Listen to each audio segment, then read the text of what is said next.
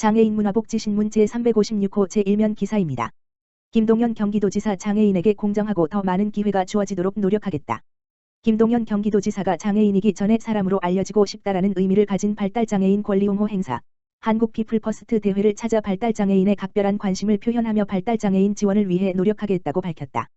김동연 지사는 20일 수원 컨벤션센터에서 열린 제9회 한국 피플퍼스트 대회 개회식 축사를 통해 경기도는 발달장애인 등 장애인 문제에 있어서 더 많은 신경을 쓰고 공정하고 더 많은 기회가 주어지도록 노력하겠다고 말했다.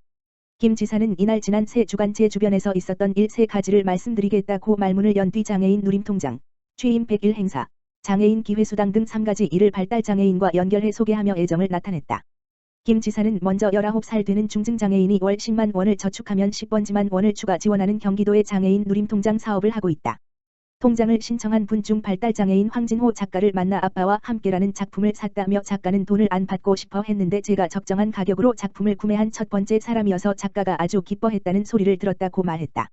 이어 취임 100일 기념으로 도담소에서 도민들과 함께 행사를 했는데 그때 연주를 해주신 은하수 앙상블이 모두 발달장애인이었다면서 그날 너무 감동했고 앞으로 도에서 하는 많은 행사에서 저런 분들을 많이 초청했으면 좋겠다고 생각했다고 두 번째 일을 소개했다. 마지막 세 번째 일로 발달장애인, 중증장애인이 직업을 갖기 위해 훈련을 받는 기간에 기회수당을 드리기로 했다. 현재 경기도의회에서 예산안을 심의 중이다라며 이를 시작으로 공정하고 누구나 기회를 누릴 수 있도록 하겠다고 장애인 기회수당에 대해 소개했다. 그러면서 김 지사는 모두 신체적, 정신적, 경제적 자유를 제약받고 있다는 식으로 보면 우리는 누구나 다 똑같은 사람들이고 피플 퍼스트는 누구에게나 적용되는 말이라고 강조했다. 장애인이기 전에 사람으로 알려지고 싶다라는 의미의 한국 피플 퍼스트 대회는 전 세계 43개국에서 개최되고 있는 발달장애인 권리옹호 행사다. 한국에서는 2013년 시작돼 올해는 9번째로 20일부터 21일까지 이틀간 수원 컨벤션센터 1일차와 수원역 2일차에서 개최된다. 행사에는 발달장애인 당사자와 조력자 700여 명이 함께해 슬로건 제창, 발달장애인 관련 사례 발표, 자유발언이 이루어졌으며 대회 준비에 발달장애인들이 직접 참여해 의미를 더했다. 앞서 김동연 지사는 경기도지사 후보였던 지난 5월과 당선 후인 6월 수원역에 마련된 발달 중증장애인 참사 경기도 분향소를 2차례 찾아 발달장애인 가족의 극단적 선택 등 비극적인 일이 되풀이되지 않도록 대책을 마련하겠다고 약속한 바 있다. 이후 민선 8기 경기도지사직 인수위원회는 발달장애인 가족의 돌봄 부담 경감과 발달장애인 지역사회 자립 지원 강화, 일자리와 주거 지원 확대 등을 담은 발달장애인 동행 돌봄 체계를 추진하겠다고 발표했다. 경기도의 우영우는 외면받고 있습니다. 경기도의회 경제노동위원회 전석훈 의원, 더불어민주당, 성남 3, 은 10월 7일 제363회 임시회 제4차 본회의 5분 자유발언을 통해 장애인 근로자의 현실을 언급하며 우영우 3법을 제안했다. 전석훈 의원은 최근 방영된 드라마 주인공인 우영우를 소개하며 도내 장애인 근로자에 대한 지원의 필요성과 중증장애인 생산품 구매 촉진을 촉구했다. 중증장애인 생산품 우선구매 특별법에 따르면 경기도와 교육청, 공공기관은 매년 전체 총구매액의 1%를 중증장애인 생산품으로 구매해야 한다. 그러나 경기도로부터 제출받은 자료에 따르면 경기도는 지난 5년간 매년 1%도 구매하지 않았다. 2021년 0.57%, 2020년 0.31%, 2019년 0.42%로 매년 우선구매 실적을 지키지 못하고 있다. 또한 공공기관이 장애인 생산품 판매 시설로부터 우선구매한 실적이 저조하거나 구매하지 않은 공공기관도 있는 것으로 나타났다. 경기연구원, 경기콘텐츠진흥원, 경기환경에너지진흥원, 킨텍스, 경기도시장상권진흥원, 경기교통공사, 경기대진테크노파크, 경기사회서비스원은 2021년도에 단 1원도 중증장애인 생산품을 구매하지 않았다. 경기도교육청의 14개 교육지원청도 2021년도에 1%의 구매 비율을 달성하지 못했다. 이에 전석훈 의원은 경기도 장애인 근로자를 위한 3법, 우영우 3법을 추진하겠다고 밝혔다. 장애인 생산품에 대한 3% 목표 구매 비율 책정, 장애인 근로자의 출퇴근을 위한 교통지원, 장애인 근로자를 위한 중식 지원을 골자로 향후 조례 개정 및 정책을 추진할 예정이다. 끝으로 전석훈 의원은 야멸치다.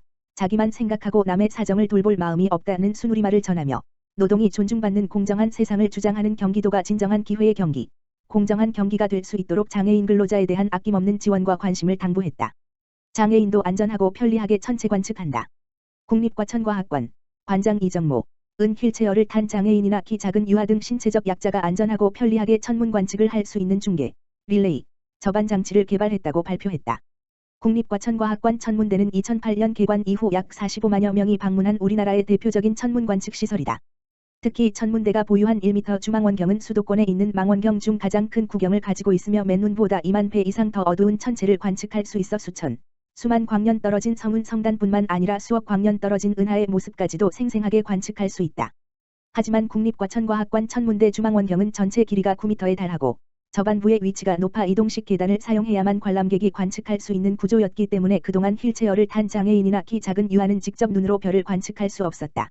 국립과천과학관은 2020년 이 문제 해결을 위해 천문관측 연구 모임을 결성하고 중계, 릴레이, 시스템에 대한 연구를 시작했으며 관련 자료 수집 및 전문가 자문을 통해 시제품을 제작하고 관련 논문을 국제과학관학술토론회 ISSM에 발표하였다. 2021년에는 여러 차례의 시험 관측을 통해 시제품의 문제점을 도출하고 실물 제작을 위한 예산을 확보했으며 올해 과학관, 광학 및 기구 설계 전문가의 참여를 통해 문제점을 보완한 중계, 릴레이, 저반장치 제작을 완료했다.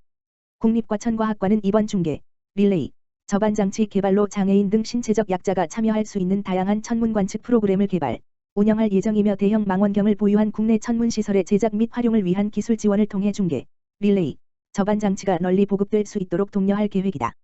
중계, 릴레이, 저반장치를 기획하고 개발한 박대영 천문우주팀장은 천체망원경을 통해 별을 보고 싶은 마음은 어른이나 어린이, 장애인이나 비장애인이 모두 같을 것이다며 이번 중계, 릴레이, 저반장치 개발을 통해 과천과학관 천문대를 찾는 모든 사람이 차별 없이 신비롭고 아름다운 별을 볼 수 있게 되었으며 다른 천문대에도 적극적으로 중계, 릴레이, 저반장치를 도입했으면 하는 바람이다라고 밝혔다.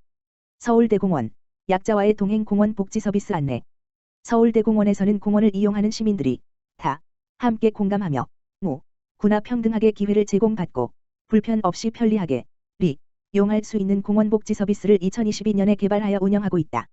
다누리 서비스는 복지 사각지대 소수자 차별 등의 사회 문제, 코로나19 인플레이션 등의 경제 문제로 늘어나는 사회적 약자를 위해 서울대공원만의 다양한 콘텐츠를 이용하여 조성 제공하고 있는 공원복지 서비스를 지칭한다.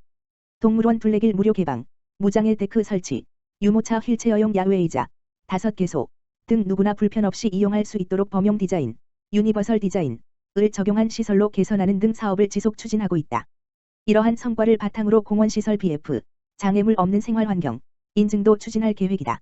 다양한 스트레스로 정신적인 고통을 겪는 시민들에게는 시민들이 직접 참여하여 만든 50여 개 꽃의 숲 정원을 제공하여 쉼과 힐링의 기회를 제공하고 있다. 특히 오는 10월 25일 물결표 사인 26일, 11월 22일 물결표 사인 23일 2회에 걸쳐 시행 예정 중인 다누리 힐링 캠프는 서울대공원 캠핑장을 이용하여 장애우, 차상위 계층, 보육원 등 사회적 약자 가족을 초청하고 숲해설 및 힐링 캠핑 프로그램을 제공할 계획이다. 서울대공원 김재용 원장은 서울대공원은 누구나 편리하고 불편 없이 함께 즐길 수 있는 공원으로 거듭나고자 다누리 공원복지 서비스를 지속 개발 운영하고 있고 사회적 약자를 위한 힐링 캠프, 맞춤형 살림 치유 프로그램을 올해부터 시행할 예정이다라며 지치고 힘든 모든 시민들이 서울대공원에 오셔서 치유를 받으셨으면 좋겠다라고 말했다.